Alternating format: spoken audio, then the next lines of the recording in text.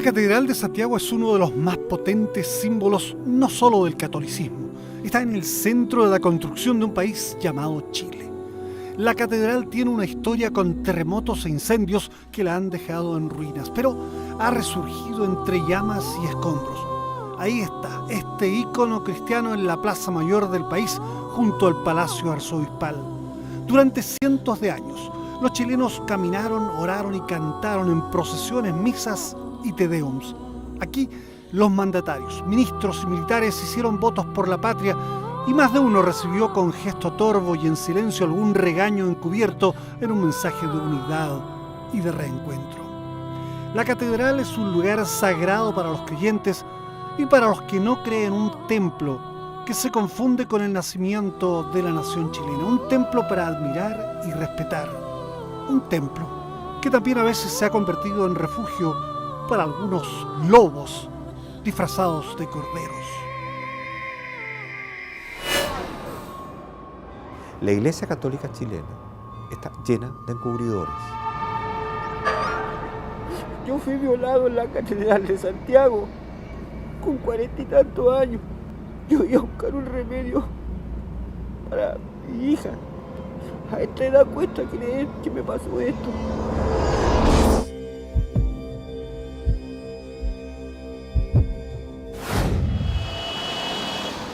Proliferan en Santiago los pequeños tenduchos y carpas que van apareciendo como lunares urbanos en parques y paseos capitalinos. Un problema insoluble para los alcaldes. Los sin casa están por doquier, durmiendo en los escaños, arropados entre cartones y andrajos. Algo trizó sus vidas y no tuvieron más remedio que abrazar las calles. Los días de sol son una bendición para ellos, pero las tardes se hacen más frescas y las noches más frías. Soro Daniel Rojas vive en una plazoleta frente a la parroquia de la Veracruz en el barrio Las Tarrias. Nunca le han robado su saco de dormir y su celular básico. La noche anterior nos comunicamos con él y quedamos de despertarlo en la mañana. Daniel, buen día. Divorciado de su primera mujer, Daniel vivía en la casa de la madre de su nueva pareja. Las cosas no iban bien y más de una vez durmió en la calle. Vendía poleras impresas.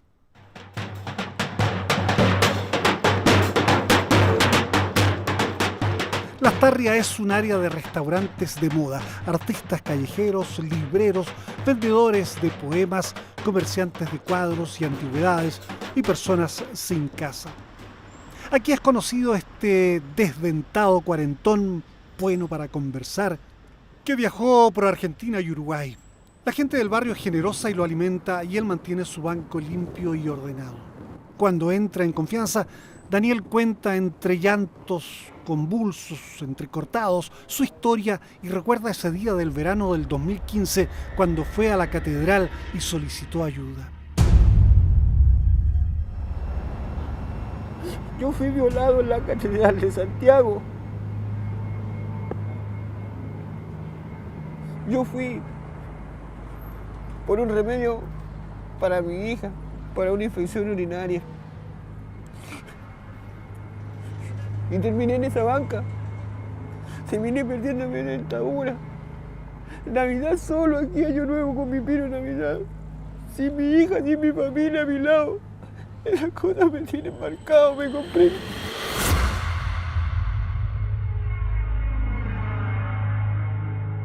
En esta casa vive el cura Tito Rigoberto Rivera Muñoz, un religioso que prefería la liturgia preconciliar, los cálices e incensarios, los rituales y ornamentos tradicionales empleados otrora en las misas en latín. En algún momento fue investigado por la policía, pues se sospechaba que además de sacerdote era ladrón de objetos sagrados que atesoraba en su casa. No aceptaba mujeres entre los jóvenes a los cuales atendía como guía espiritual. Acostumbraba también a desplazarse con acólitos vestidos de negro que lo acompañaban a sus misas en distintas iglesias y en la propia catedral. Hoy está impedido de ejercer el ministerio sacerdotal. El presbítero Juan de la Cruz declaró en una investigación canónica: yo le hacía ver que no era bueno traer acólitos de fuera. Estos acólitos andaban con sotanas negras. También nos llamaba la atención que él apoyaba a jóvenes para que fueran sacerdotes, pero los enviaba a Italia. En el año 2010, Informe Especial reveló por primera vez las dimensiones del escándalo Caradima y los abusos sexuales cometidos contra jóvenes en la iglesia del Bosque.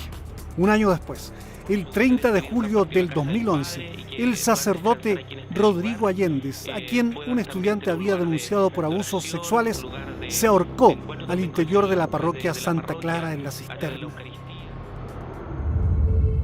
Ese mismo día, llegó un mensaje al correo de la iglesia, webmaster@iglesia.cl, con una denuncia. Qué impotencia siento. Yo paso por lo mismo con mi hijo, que ahora tiene 20 años. Las primeras relaciones homosexuales de mi hijo fueron con el sacerdote Tito Rivera Muñoz, un cura de la Catedral de Santiago, cuando él tenía solo 16 años. Mi hijo nos contó que este padre Tito acostumbraba a llevar a su casa acólitos bonitos. Los feos, según el padre decía, eran para la iglesia. Este cura mantenía relaciones homosexuales con diferentes jóvenes, la mayoría menores. El diácono Enrique Palet acusó recibo de la denuncia y la reenvió al sacerdote Óscar Muñoz, que ostentaba el título algo rimbombante de canciller de la catedral, aunque su función era de carácter notarial. Muñoz, hoy procesado también por abusos sexuales contra menores, escribió a la señora del Porte y le pidió tomar contacto con el arzobispado. Pero no hubo respuesta. Nunca se pudo comprobar la identidad de María Ignacia del Porte ni el origen de la carta. Un investigador canónico diría después que seguir indagando la acusación era peligroso. Consultado por otros curas, el padre Tito aseveró entonces que era una acusación infundada y declaró que el obispo Cristián Contreras le dijo que no se preocupara porque nunca nadie había respondido por esa publicación. Tal vez si la denuncia hubiera sido traspasada entonces a la Brigada de Delitos Sexuales, los detectives podrían haber aclarado su origen, pero no hubo tal. Tito Rivera tiene 67 años, fue expulsado de la Orden de los Mercedarios y se fue a San Felipe, donde lo ordenaron sacerdote. Estuvo 3 años en Catapilco y en La Ligua. Luego pasó al obispado castrense y fue capellán de carabineros por 14 años.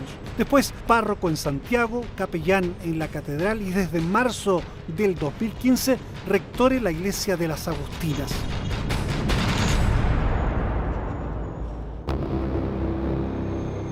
Ese mes se produjo el encuentro entre el cura Tito y Soro Daniel Rojas, un adulto que dice haber sido soldador, que comerciaba en la calle y que más de una vez durmió a la intemperie. En febrero del 2015, su hija requería un medicamento para tratar una infección urinaria y, como en otras ocasiones, fue a la catedral. Mientras hablaba con una voluntaria de origen japonés, fue interpelado por el sacerdote Tito, quien dijo que él se encargaría de ayudarlo. Y ahí me dice, ven, acompáñame. Entonces volvimos, salimos por la placita, salimos estando como en una librería, entramos para el pasaje, para el callejón, para adentro, y de ahí subimos como una escalera caracol donde habían hartos gatos. En mi plena inocencia, nunca pensé a lo que iba. El padre Tito lo llevó por los vericuetos de oficinas y pasillos aledaños al templo. Ya en el segundo piso lo hizo pasar a una pieza donde había una cama antigua. Tras una puerta se podía ver un baño. Daniel dice que bebió un vaso de agua que le ofreció el cura, quien luego se metió al baño. Al cabo de unos minutos, Daniel declara haberse sentido debilitado. Y de repente quise mover el pie y sentí un hormigueo, como un cosquilleo. Y no podía moverlo. Después quise pescar así el pie para enderezarlo, pero tampoco tenía fuerza en la mano. Se me hacía así, todo como que estaba todo el cuerpo relajado, como que todo el cuerpo no se había ido la fuerza, no tenía fuerza para nada. Solamente podía apenas mover el cuello, la boca, hablar, pestañear y consciente. Oye, ¿te gustaría que te hiciera algo? Oye, ¿te gusta? Y empezó así, po. Ya cuando estaba totalmente vulnerable. ¿De qué está hablando? A ver, espérame aquí. Y se entra al baño. Y sale con puro el libro. Y de ahí se acerca a mí, me abre los brazos un poco, me baja el cierre y yo le dije, ¿qué está haciendo? Ni siquiera podía hacer así. Me baja el cierre. Bruscamente, como desesperado.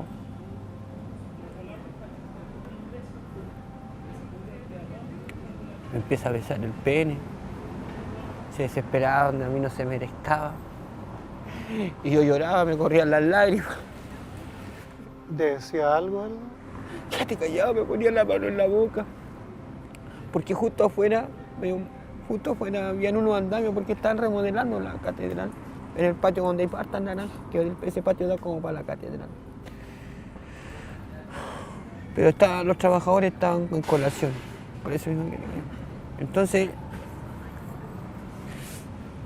como no se me estaba, viene y me los termina de bajar más abajo y me pesca de aquí así bruscamente y como que le tiritaba una mano, como que tenía Parkinson una mano, como que le tiritaba y me tira la cama un poco más allá y ahí me los termina más a bajar más, se termina de sacarlo del lit, saca del velador una vaselina, un líquido y se mete sus dedos en el ano y yo empecé a sentir el olor a feca. Se sienta arriba mío, se agacha, me empieza a morder, me levanta la polera, me empieza a morder la tetilla, la galeta. Ya tengo el recuerdo, por eso estoy enfermo, estoy mal. Me mordía la tetilla. Me daba besos en la boca con patillas, siendo que yo no me gusta el hombre. Me pasó a llevar completamente.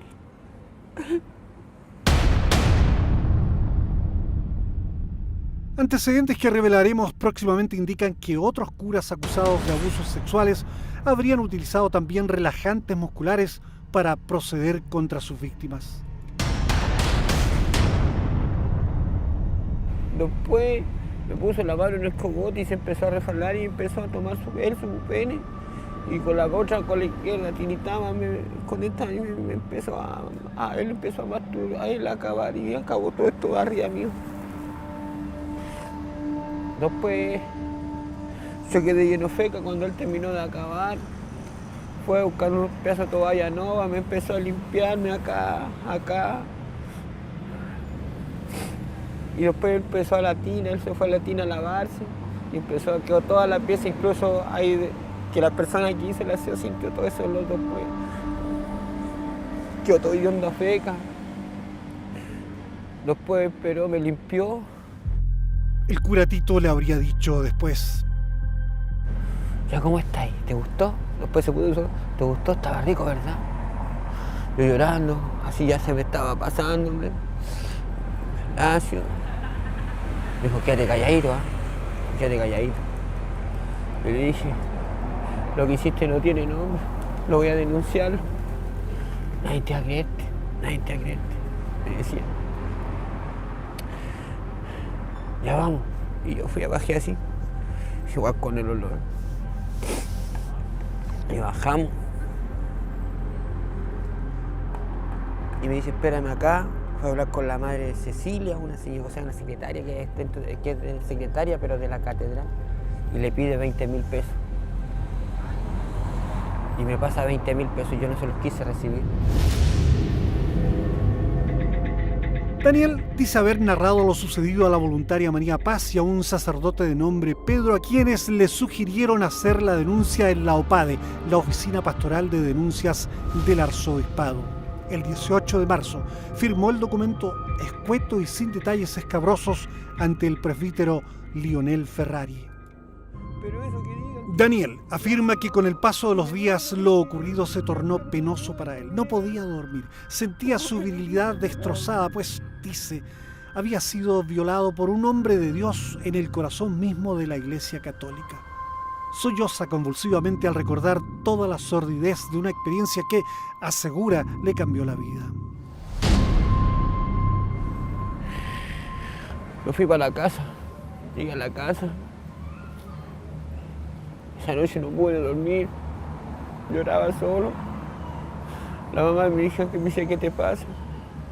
Y el otro día le conté a la Claudia, a la mamá de mi hija. No me creyó.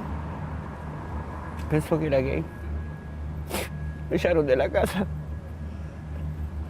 Perdí mi familia. Y desde ese año que duermo aquí, en esta plaza. Un hombre mayor violado en la catedral, un caso que estalla 4 años después de ocurrido. ¿Hubo encubrimiento de la iglesia? Queremos saber qué responde el denunciado cura Tito y por eso vamos a su casa. Nos han dicho que padece mal de Parkinson, cáncer a la próstata y diabetes. Nos atiende un sobrino nieto del sacerdote. Cuenta que en una casa vive el cura y en otra vivienda su familia.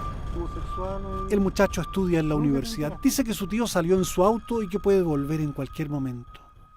Pasar las 7 podría volver, yo creo.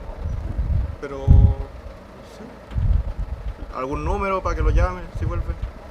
Pero por eso y se quedó para allá. El muchacho conversa distendidamente y recuerda que hace unos años la casa fue inspeccionada por la PDI cuando los detectives investigaban robos de objetos sagrados.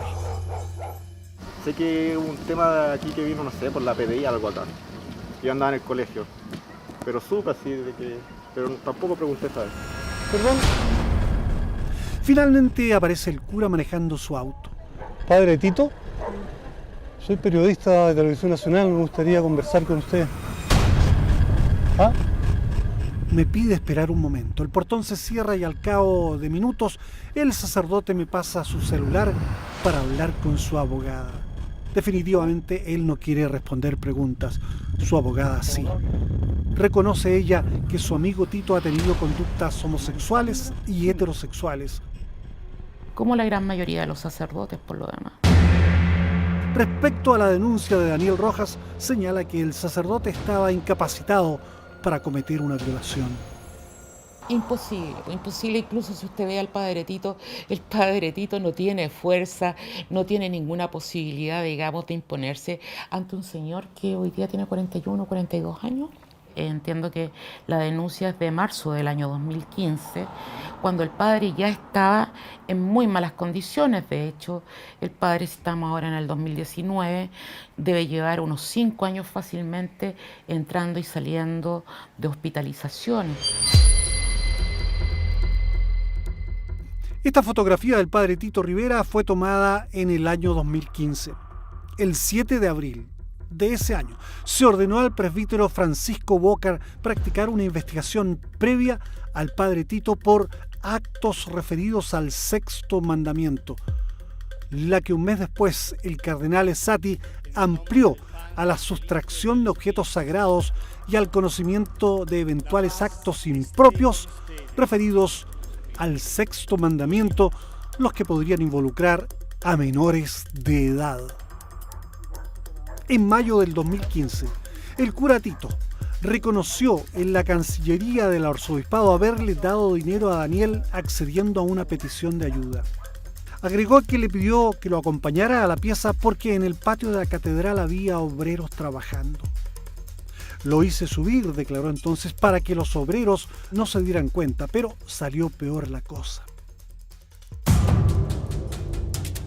Dice el cura Tito que le entregó 5.000 pesos y negó haber tenido sexo con Daniel.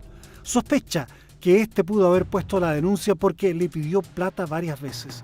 Era muy insistente, dijo, y él no le quiso dar.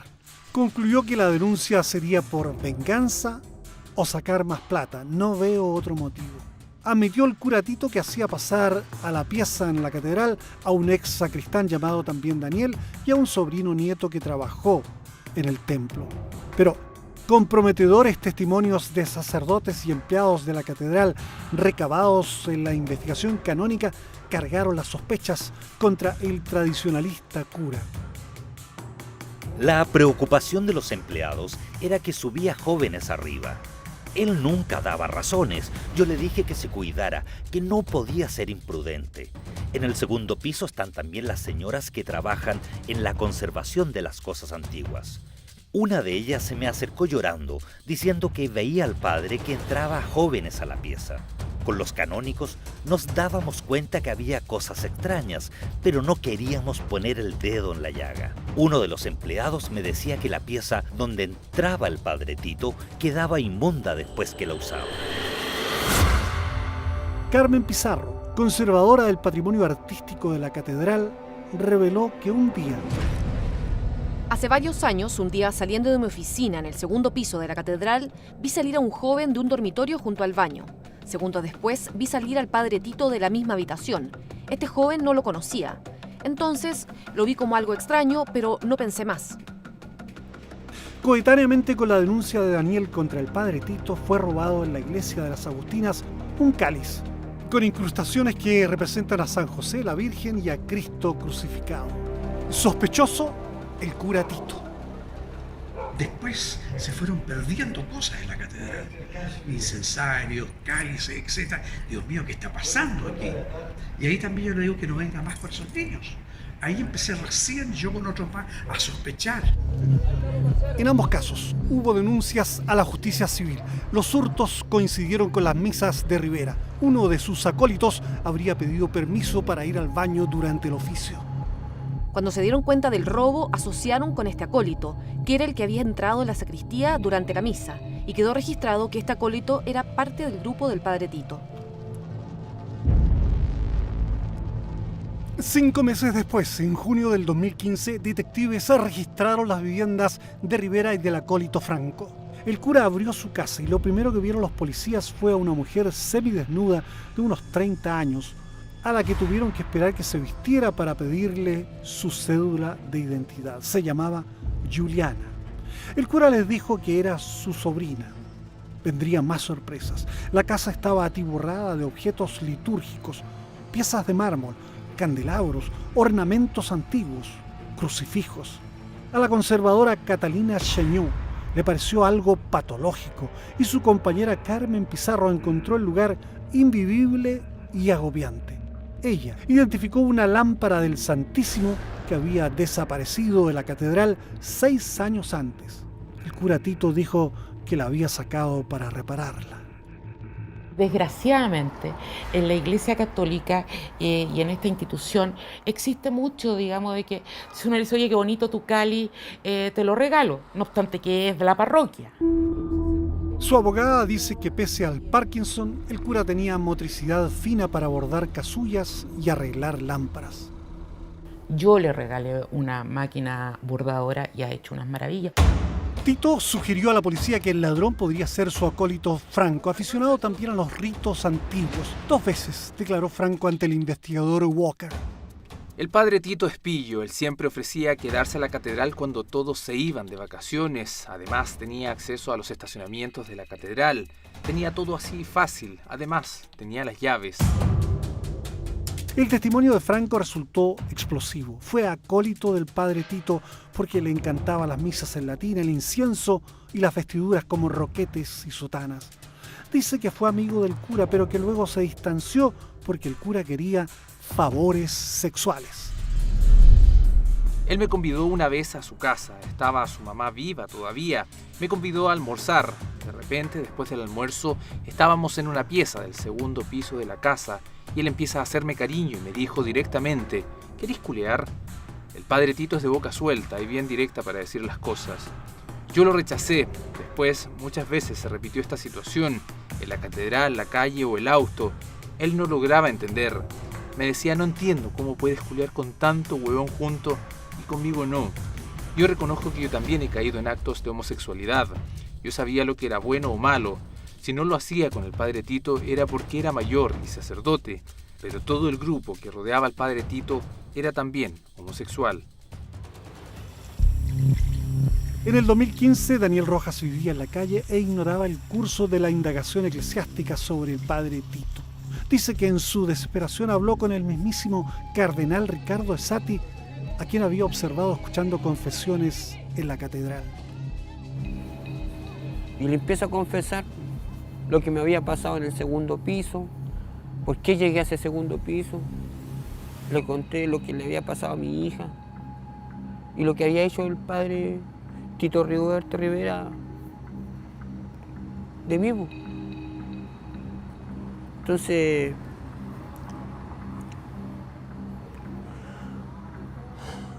me dice ya, y ahí él empieza a decir que lo mismo, que no le cuenta a nadie, que después me lo vuelve a repetir, pero afuera del confesionario.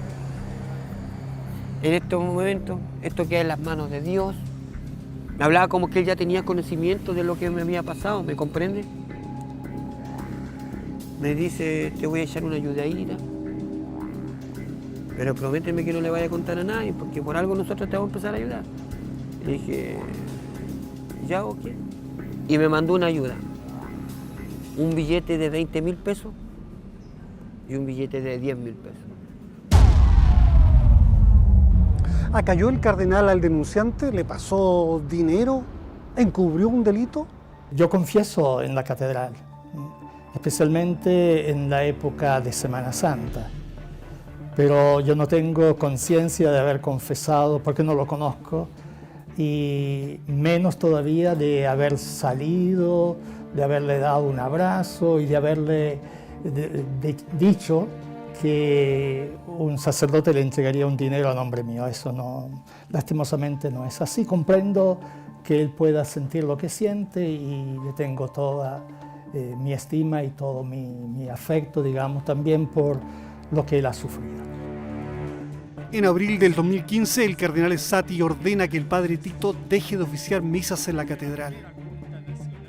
Esto coincidió con que el arzobispo nos había dicho que no le diéramos más pega al padre Tito. El investigador Walker registró también el testimonio del seminarista Sebastián, quien relató que el padre Tito le hizo avances sexuales impropios en agosto del 2009 mientras se preparaba una misa en la iglesia de la Providencia que sería oficiada por el tradicionalista padre Milán Tisma. Dijo Olivos que Tito, sentado a su lado, le tocó sus testículos. No quitó la mano de mis genitales, sino hasta que me levanté asustado por el hecho. Sebastián narró lo sucedido al padre Tisma. El padre Tisma me dijo que no me preocupara, que mi juicio estaba justificado y que cortara inmediatamente la relación. Le dije entonces que había que denunciarle. Me dijo que no, y que no me preocupara más. Aseguró Sebastián que fue invitado junto a otros monaguillos a la casa de Tito. Después del almuerzo, los invitó a una siesta en el segundo piso de su casa. Los que no aceptaron le pidieron el computador. Allí, dice, apareció pornografía homosexual. Estas cosas también se las relatamos al padre Milan para que nos aconsejara qué hacer y nos dio el mismo consejo, que nos alejáramos del cura y nada más. Acompañado por otro religioso, el padre Walker llegó a esta casa el 15 de junio del 2015 y Tito accedió a mostrar su computador personal. No encontraron nada incriminatorio. El registro de navegación solo había comenzado 10 días antes, es decir, el 5 de junio del 2015. Estos antecedentes me hacen concluir que el sistema operativo del notebook fue reseteado y reiniciado en la fecha indicada. Eso señaló Walker. Una señora que vivió en Valle Hermoso, cerca de La Ligua, nos dijo que su profesor de religión en los años 80 había sido el cura Tito. La entrevistamos y pidió no mostrar su rostro porque teme represalias en el colegio religioso en el cual estudian sus hijas. Tenía 14 años entonces, pero sus recuerdos permanecen todavía dolorosamente frescos. Nosotros íbamos entrando a la sala, él estaba parado en la puerta y de repente decía, apúrate pues vieja, y te agarraba la pechuga, po. Y o si no, de repente llegaba y te pegaba un palmazo, el trasero. Yo lo considero que era un abuso porque él no tenía por qué tocarme. Entre La Ligua y Trapiche se han registrado varios abusos de menores y en los que han estado involucrados clérigos. En Valle Hermoso nadie reclamó en los años 80, solo una rabia contenida entre las alumnas abusadas.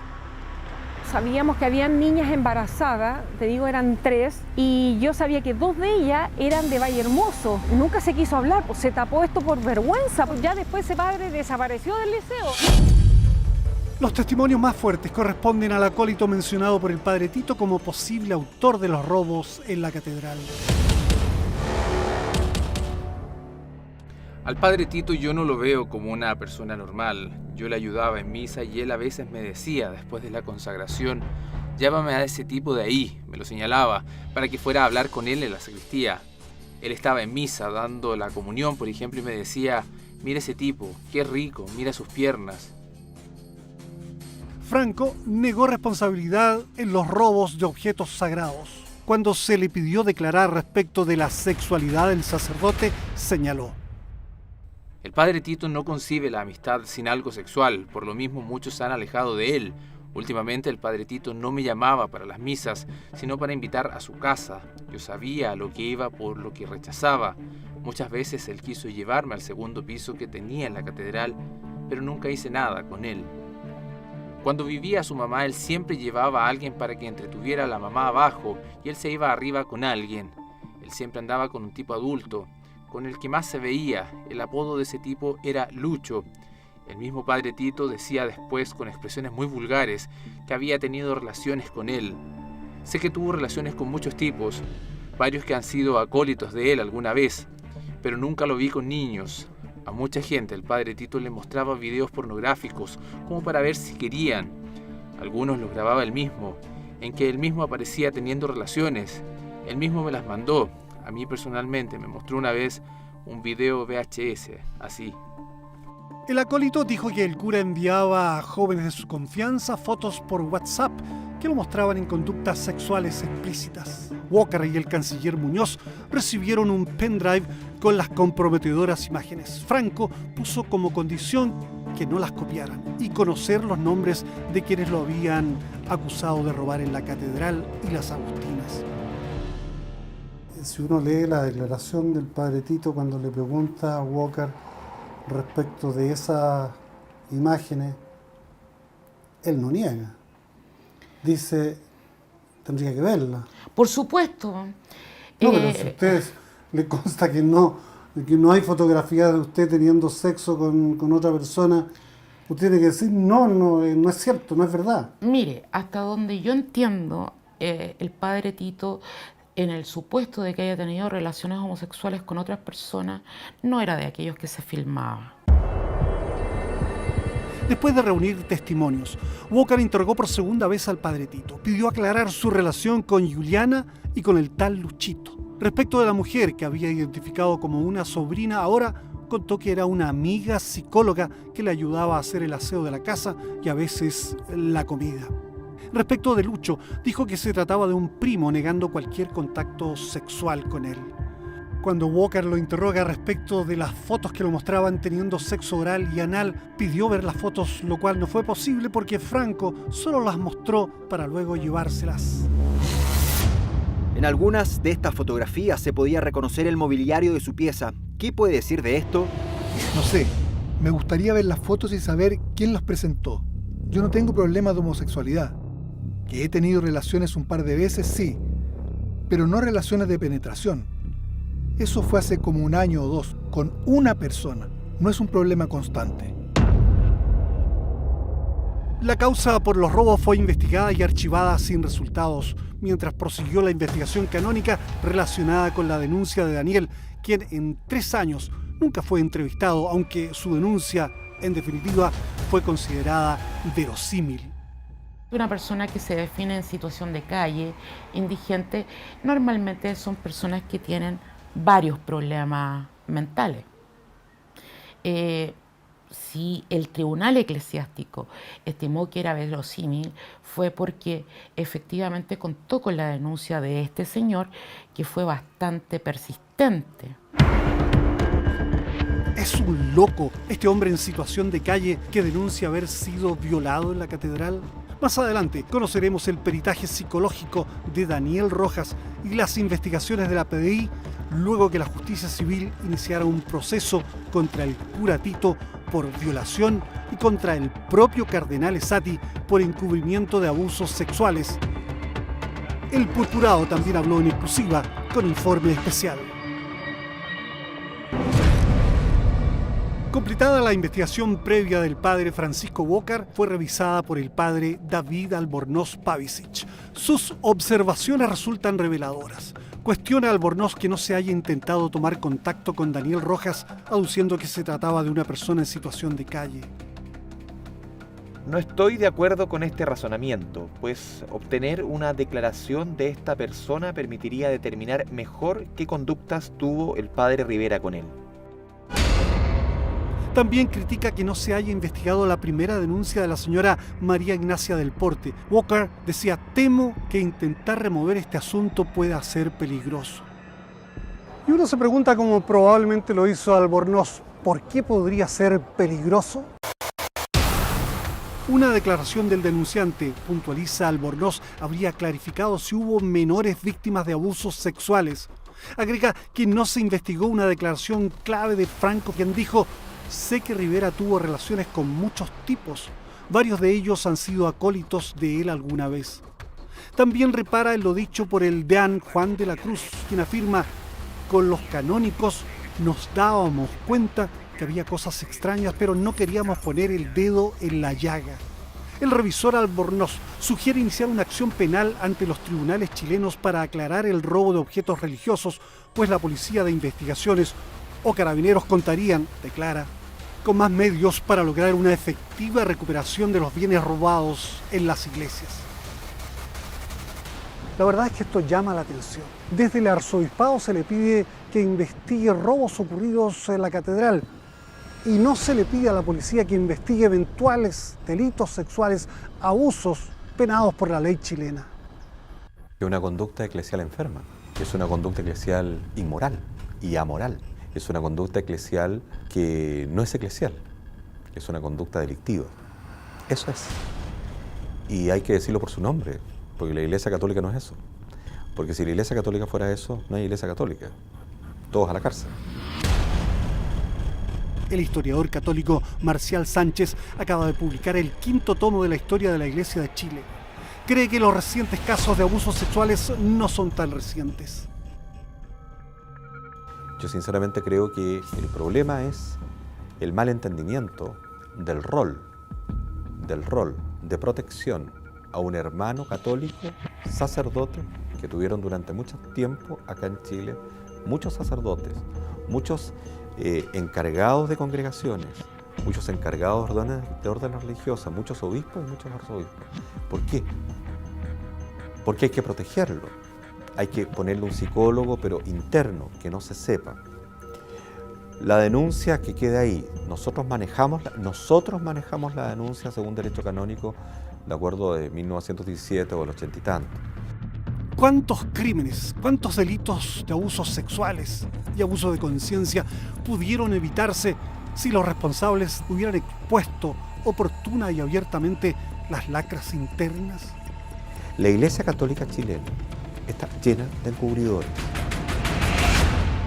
En los últimos tiempos hemos visto una verdadera procesión de sacerdotes involucrados en delitos sexuales, tantos que el investigador de Roma, Charles Scicluna, dijo hace un par de meses que la iglesia chilena era una caja de Pandora. Según un mito griego, la caja de Pandora contenía todos los males del mundo.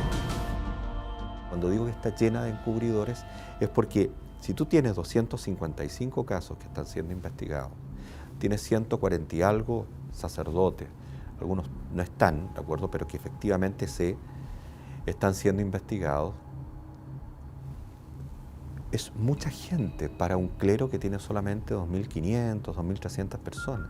¿Ustedes son en alguna medida responsables de esta caja de Pandora de la cual se habló en Roma? A ver, hablo por mí. No puedo hablar por el señor cardenal Errázuriz, hablo por mí. Yo le puedo decir que yo llegué a Santiago el año 2011 como arzobispo. El día después que asumí como arzobispo, el señor nuncio me entregó el decreto que se refería al padre Caradima, firmado en Roma en el mes de octubre, es decir, unos 3 meses antes que yo viniera para acá. Y sin duda alguna, una de las tareas que me ha tocado a mí, muy dolorosa, muy vergonzosa, muy humillante es tomar en las manos los casos que estaban denunciados y han sido denunciados.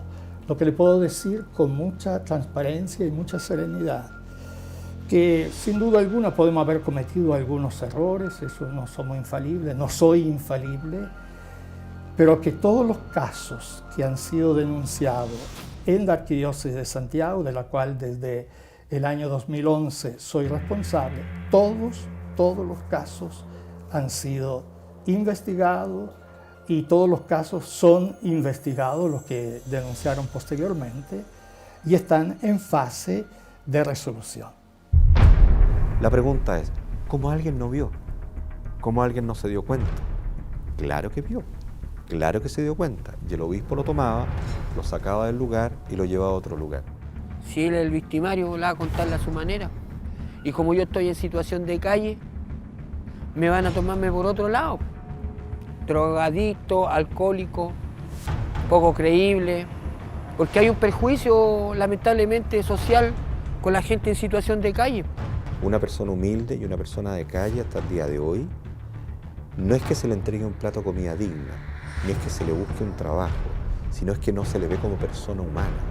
Y la Iglesia Católica, que pregonaba durante mucho tiempo lo que significaba el acercamiento al más pobre, el acercamiento al desvalido, y que muchos lo han hecho, ¿de acuerdo? Pero lamentablemente ese desvalido siempre queda en la oscuridad de la sombra, en el anonimato. Más de 3 años después de la primera denuncia contra el cura Tito, Daniel Rojas volvió en junio del 2018 a la OPADE. Reiteró la denuncia y dejó su correo electrónico. Le dijeron que lo esperaban desde el 2015 y él los acusó de mentirosos porque había ido muchas veces.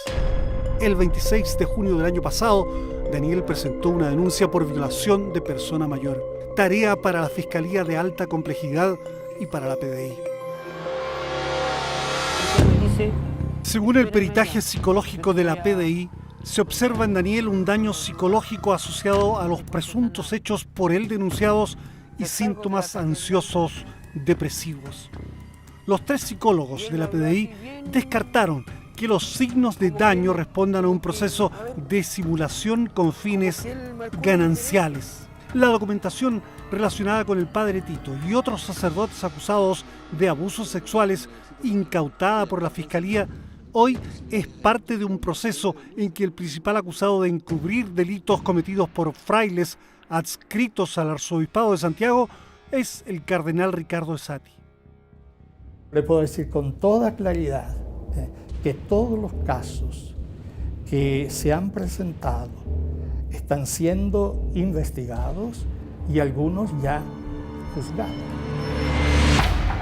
El fiscal Emiliano Arias ha citado ya a varios obispos chilenos, ya sea como imputados o como testigos en un histórico proceso que incluirá decenas de denuncias de abusos sexuales al interior de la Iglesia.